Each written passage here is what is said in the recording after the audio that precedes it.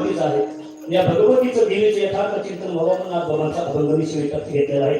ऐका, अनेक जातीमध्ये अनेक संत नाते होऊन ऐकता तुम्ही,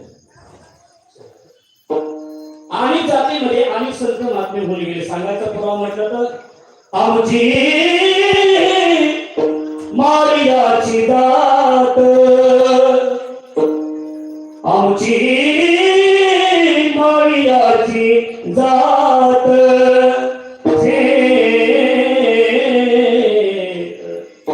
लाव बागाईत आम्ही बारीक बारीक करू वाचमंत बारीक, सेना पैसला निवंत विठ्ठल नाम उच्चारित, देव तुझा मी सोनार तुझ्या नामांचा व्यवहार व्यवहार, देव तुझा मी सोनार.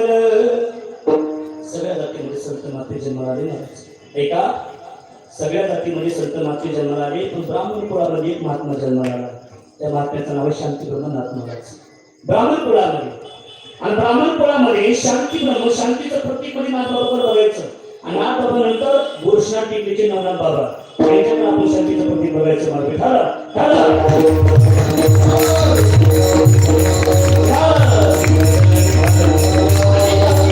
संत महात्मे जन्माला आले, त्यापैकी ब्राह्मण कुळामध्ये शांती ब्रह्मनाथ बाबा जन्माला आले. कुठं? पैठणमध्ये. किती शांती महाराज, एवढी शांती, एवढी शांती, नुसती मनाची शांती नाही बघा. नाव असतं शांताबाई आणि भांडायला दोन नाही. नाव शांताबाई, नाव गंगाधर, आंघोळ नाही महिन्यावर काय करायचं. नाव सुलोचना, पार्टी मुंबई पुन्हा काय उपयोग. सुलोचना म्हणजे सुंदर डोळे आहेत का, जिथे डोळे सुंदर आहेत त्याला सुलोचना म्हणायचं.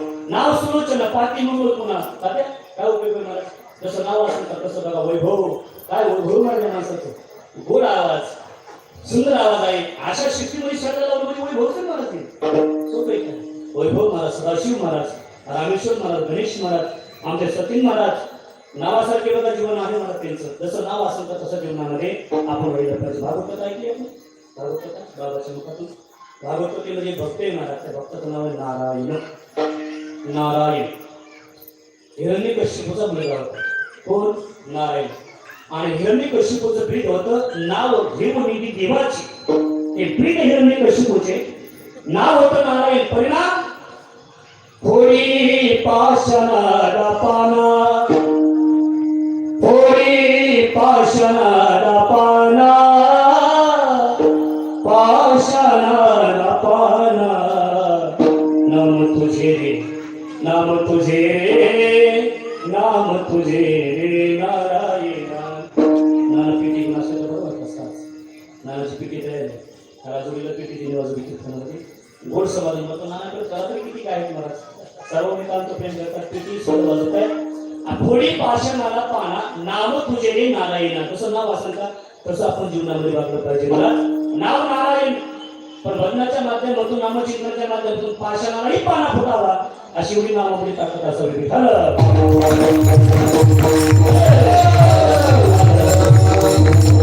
म्हणून शांती माझ्या नाथबाबाची किती होती महाराज, किती शांती.